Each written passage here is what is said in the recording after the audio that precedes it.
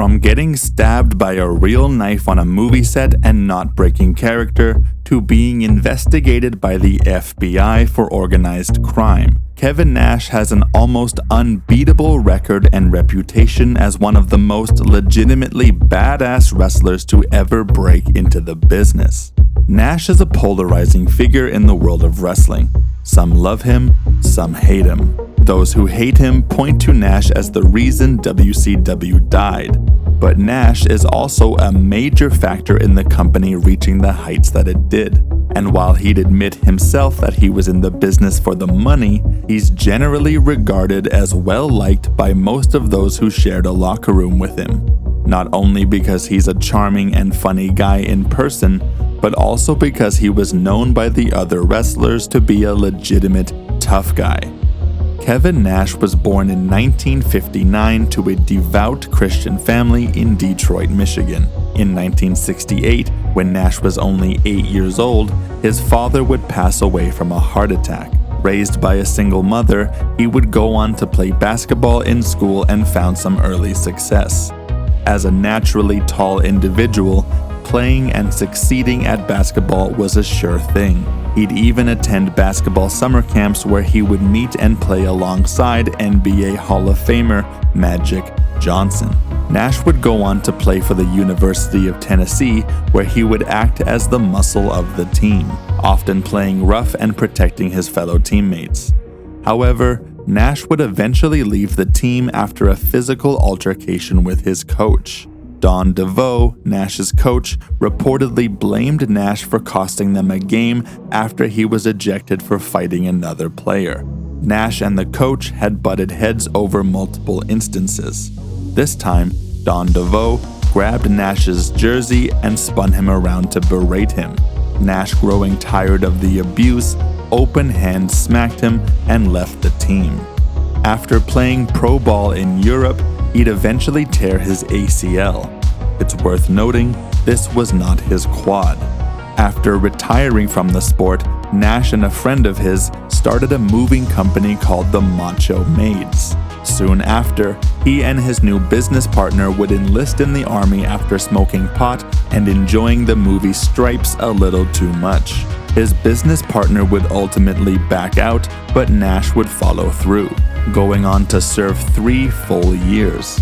A fellow soldier would later tell the story about being jumped while serving in the army with Big Sexy, stating, "I was in a fight with Kevin in the army. Kevin, myself, and 2 other MPs were walking back to the barracks at night when a group of guys jumped us. We were all in it, but Kevin was kicking ass like nobody's business. We didn't even have to be there. He's the real deal." After serving in the army, Kevin would move to Atlanta. Wikipedia says he began working at a strip club before deciding to try pro wrestling, but that glosses over a few small details, like getting investigated by the FBI for organized crime.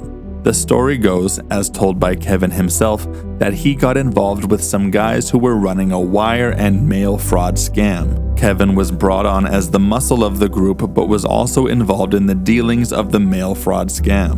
Nash was ultimately arrested by the FBI when they raided their facility. Kevin, being a quick thinker and able to keep calm in the situation, told the agents that he was only hired on as the muscle and that he didn't know anything about the operation.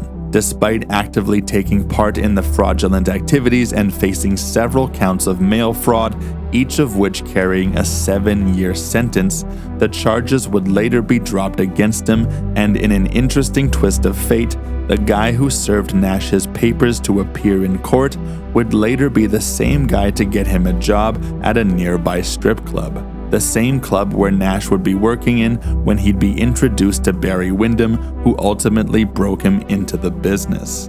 But not before Nash got into a few legitimate fights as a bouncer at this particular club.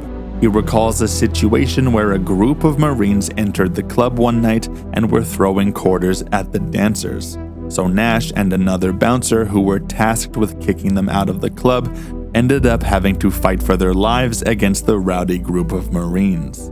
He recalls taking some devastating blows to the ribs and head, but was able to subdue the group long enough for the police to arrive and arrest the group. Some of these stories could sound like Nash exaggerating his experiences, but there are other first-hand accounts and video evidence of Nash's scraps. After breaking into the business, Nash would continue this trend of being the hired muscle of the team, only now in the world of wrestling where everyone is the muscle. Dave Meltzer's Wrestling Observer reported on January 23, 1996, that a member of the Canadiens hockey team who was out with an injury was constantly hitting on former WWF and WCW wrestler Sonny. Meltzer would write, "After being turned down a second time, he apparently got very vulgar and crude with her. Diesel heard the commotion and stepped out, basically telling the guy that if he didn't want to be on the disabled list any longer, he better leave her alone." Later that same year at Bash at the Beach 1996, the night that Hogan joined the NWO, a quote, "fat drunk" rushed into the ring. Nash immediately was ready for a fight. The fat drunk pretty quickly realized he was in over his head, but Nash gave him a solid right hook to knock him down. After Hall and Nash booted him out of the ring, the announcers would amusingly state, "Well, he didn't last long." In March of 1997, Nash, Hall, and Six, aka X-Pac, were guest appearances for a spring break auditions tape for the MTV show Fame or Shame. During the event, a member of the audience began throwing rocks at Nash and his fellow wrestlers. When security was alerted and did nothing about the situation, Nash leapt off the stage and chased down the crowd member. Say what you want about Kevin, but seeing a dude the size of Nash angrily bolting towards you would be pretty terrifying. He would quickly and easily tackle the guy down and shove his face into the sand, keeping him there until he was escorted out. The guy who threw the rocks would later sue Kevin over the incident. However, the fan's attorney didn't know that he had actually been arrested and charged over this incident. So the case was later settled out of court for $1 American and an apology letter from Kevin Nash, which he hilariously wrote in red crayon. Tensions had been building for weeks between the Outsiders, Ric Flair, and Roddy Piper. The pay that Hall and Nash were receiving automatically gave them some heat with the rest of the locker room. After it became evident that Nash specifically was gaining power behind the scenes as well as cashing major paychecks, Flair, Piper, and then writer Kevin Sullivan began working together to try and take some of that power back. Sullivan would book Nash to badmouth Scott Hall on TV during a one-week-only breakup of the NWO.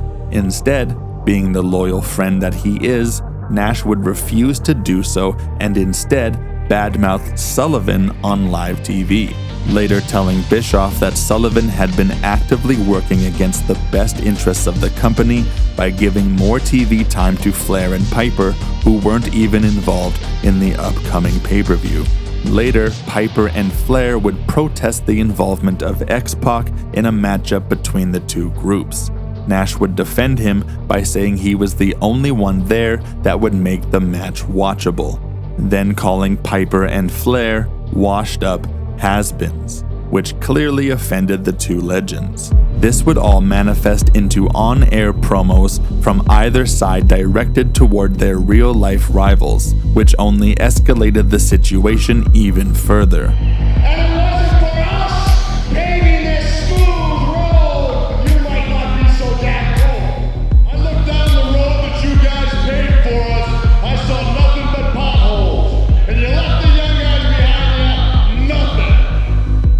After working together for a few months, Nash and Hall would take on Flair and Piper on the June 9th, 1997 edition of Nitro. In putting the match together, Piper only agreed to the plan just moments before going to the ring. However, once the bell rung, Piper would completely go off script and rush the opposition. Calling a match in the ring is one thing, but to agree to a plan and then completely deviate from it could potentially be dangerous. Nash felt that this was not only unprofessional, but went against the psychology and story of the rivalry that had been presented on TV. The fans wouldn't necessarily notice this change, but Nash, Hall, and even Flair definitely did. This would all lead to an altercation backstage after the match. Nash and Piper would later tell different versions of this incident, but the Wrestling Observer would report on the incident the following day, which lines up pretty closely with Nash's version of the incident. Meltzer would write, "After the match, Nash stormed into Piper's locker room, kicking the door in. Nash exchanged words with Piper and gave him an open palm to the face, knocking him to the ground."